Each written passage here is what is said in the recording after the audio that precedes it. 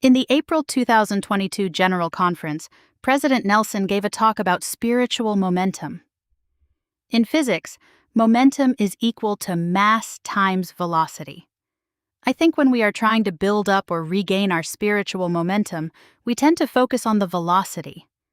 When we have sinned and want to get back on track, it's all about rushing through the repentance process and hurrying to make up for lost time and doing more good deeds faster, so we can catch up to where we think everyone else is. But there are two components to momentum. We can also increase our spiritual momentum by increasing our spiritual mass. I'm not necessarily saying we need to bulk up by doing spiritual crunches and push-ups.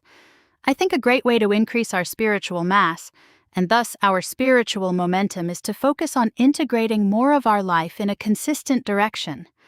None of us are ever perfectly aligned towards God and His work, just as none of us are perfectly aligned towards Satan and his work.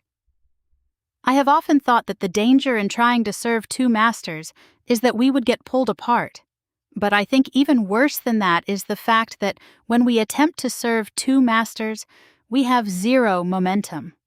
Half of our mass and velocity is oriented one way, and half the other way, and so we're stuck going nowhere at all. But the more of ourselves that we can integrate and point towards God, the more spiritual mass, and thus spiritual momentum, we will have. And once our whole souls are single to the glory of God, we'll be amazed at how much faster we're going.